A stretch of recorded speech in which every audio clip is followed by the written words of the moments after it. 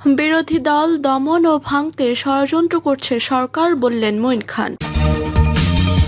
এদিকে জনগণের কাছে আওয়ামী লীগকে পরাজয় বরণ করতে হবে, বললেন মির্জা ফখরুল।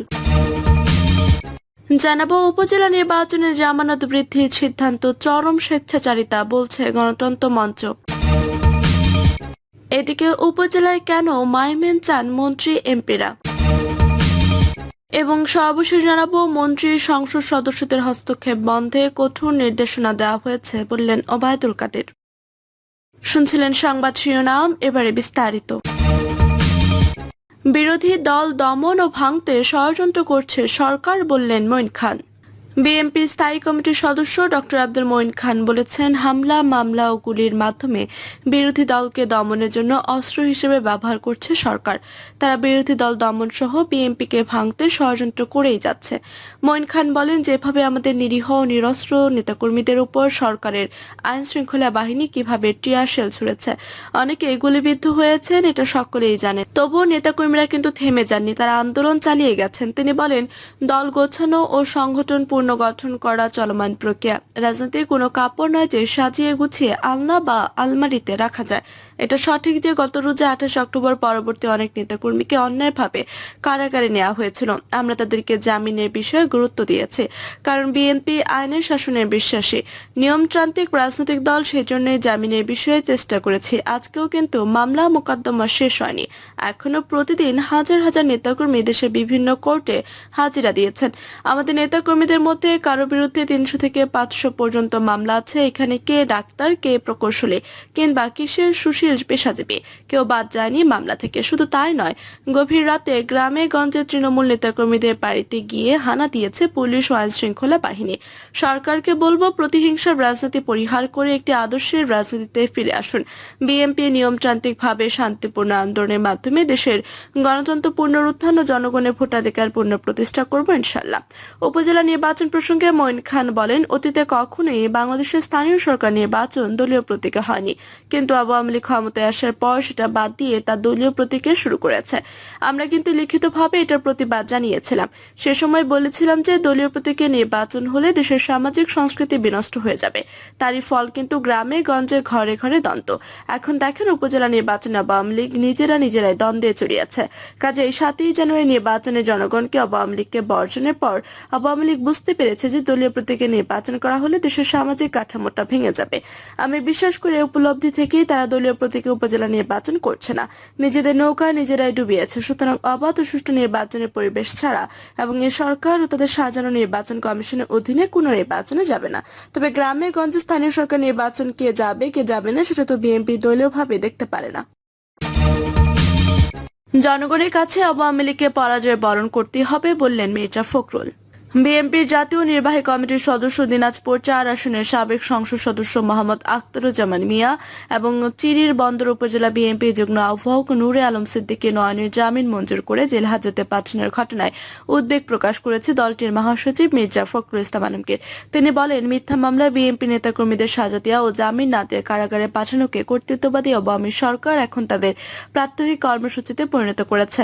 বিএনপি নেতাদের জামিন নামঞ্জুর কারাগারে পাঠানো সেই কর্মসূচির নিরবিচ্ছিন্ন অংশ। তবে জনগণের সম্মিলিত শক্তির কাছে আওয়ামী লীগকে পরাজয় বরণ করতে হবে। আওয়ামী ভয়াবহ দুঃশাসনের মূলোৎপাটন ঘটাতে জনগণ দৃঢ় প্রতিজ্ঞ। বিবৃতিতে হাবিবুর রশিদ হাবিব সহ বিএনপি নেতাদের সাজা বাতিল, মিথ্যা মামলা প্রত্যাহার ও অবিলম্বে নিঃশর্ত মুক্তির জোর আহ্বান জানান মির্জা ফখরুল।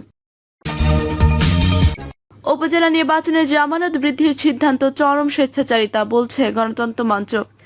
আসন্ন উপজেলা পরিষদ নির্বাচনে চেয়ারম্যান ও ভাইস চেয়ারম্যান পদে জামানত 10 গুণ বৃদ্ধি করে যথাক্রমে 1,75,000 টাকা করার সিদ্ধান্তকে চরম খামখেয়ালি ও স্বেচ্ছাচারিতা হিসেবে আখ্যায়িত করেছেন গণতন্ত্র মঞ্চের নেতারা। তারা বলেন, কালো টাকার মালিক ও দুর্বৃত্ত মাফিয়াদের সুবিধা দেওয়ার জন্য এই সিদ্ধান্ত নেওয়া হয়েছে। নির্বাচন কমিশনের সিদ্ধান্তের ফলে সৎ জনবান্ধব নেতাকর্মীদের পক্ষে স্থানীয় সরকারি নির্বাচনে অংশগ্রহণের সুযোগ থাকবে না। বক্তারা বলেন, একদিকে যখন প্রতিদ্বন্দ্বিতাপূর্ণ গোটা নির্বাচন ব্যবস্থা ধসে পড়েছে, তখন উপজেলা নির্বাচনে 10 গুণ জামানত বৃদ্ধির সিদ্ধান্ত নির্বাচনকে অর্থহীন করে তুলবে। গণতন্ত্র মঞ্চের বক্তারা আরো বলেন, অগণতান্ত্রিক সরকারের অধীনে 2014, 18 এবং 24-এর ডামি নির্বাচনে দেশের জনগণ অংশগ্রহণ করেনি। জনগণকে যেভাবে নির্বাচনে ভোট প্রদানে নিরুৎসাহিত করা হয়েছে, উপজেলা নির্বাচনে প্রার্থীদেরকে সেভাবে নিরুৎসাহিত করতেই সরকারের এই কৌশল। কারণ সরকার ভালোভাবেই জানে দেশের মানুষ তাদেরকে ভোট দেবে না।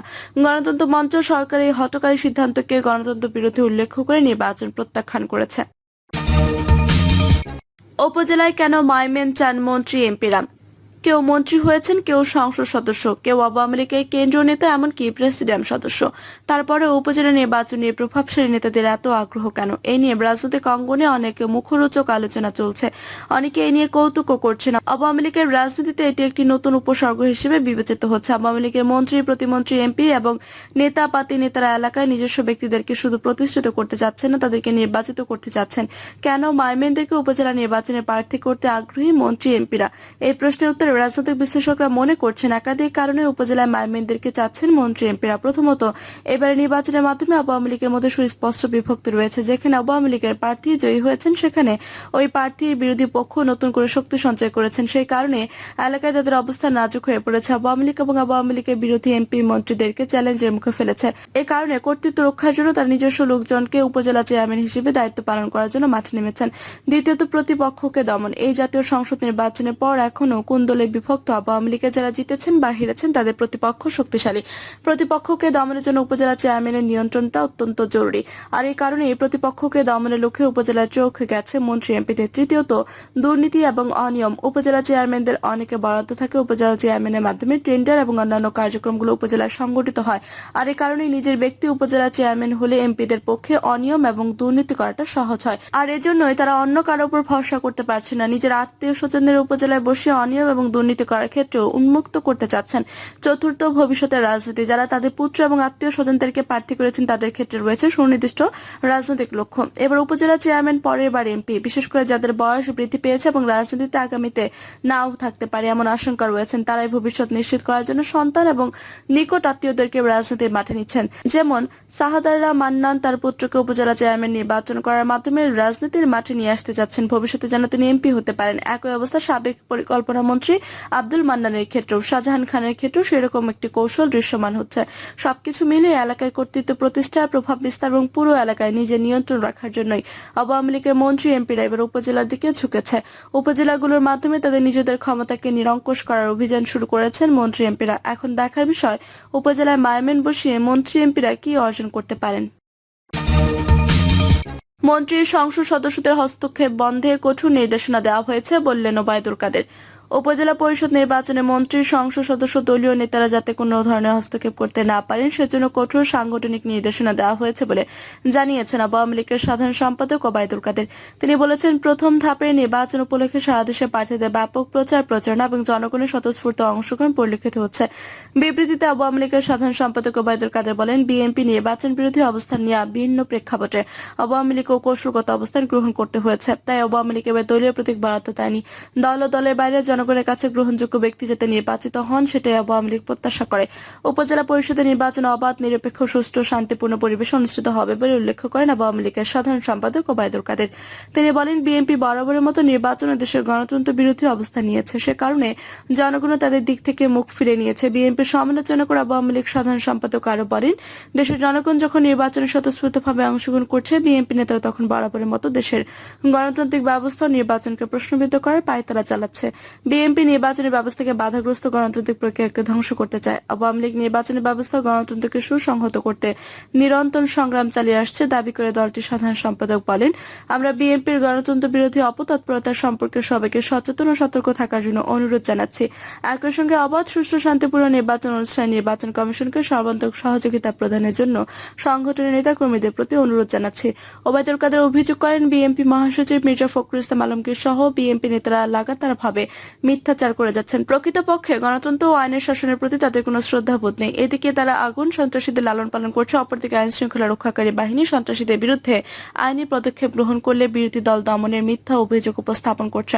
বাংলাদেশের গণতান্ত্রিক ধারাবাহিকতা স্থিতিশীলতা বিনষ্টে বিএনপি লাগাতারভাবে ষড়যন্ত্র চক্রান্ত ও অপতৎপরতায় লিপ্ত রয়েছে বলে অভিযোগ করেন ওবায়দুল কাদের। তিনি বলেন, দ্বাদশ জাতীয় সংসদ নির্বাচনের আগে গণতন্ত্র নির্বাচন বানচালের নামে সন্ত্রাসী কর্মকাণ্ডে মেতে উঠেছিল বিএনপি।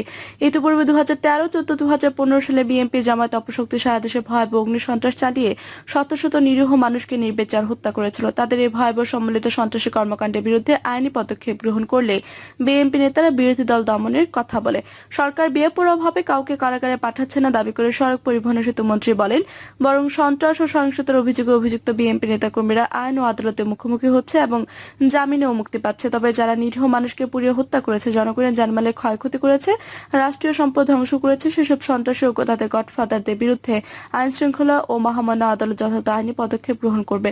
বিএনপি আইনের প্রতি শ্রদ্ধাশীল নয় উল্লেখ করে ওবায়দুল কাদের বলেন, সে কারণে বিএনপি নেতারা বিরোধী দল দমনের মিথ্যা অভিযোগ তুলে সন্ত্রাসীদের সুরক্ষা দেওয়ার অপচেষ্টা করছে। আমরা দ্ব্যর্থহীন ভাষায় বলতে চাই, আওয়ামী লীগ বিরোধী দল দমনে বিশ্বাস করে না, তবে সন্ত্রাসীদের কোনো ছাড় নেই। সে যে দলের হোক না কেন, সন্ত্রাসীদের বিচারের মুখোমুখি হতে হবে। প্রিয় দর্শক, এই ছিল এখনকার মতো সর্বশেষ সংবাদ। আপনি সব সংবাদ পেতে চ্যানেল সাবস্ক্রাইব করে পাশে থাকা বেল বাটনটি ক্লিক করে রাখুন। ধন্যবাদ সবাইকে এতক্ষণ সাথে থাকার জন্য।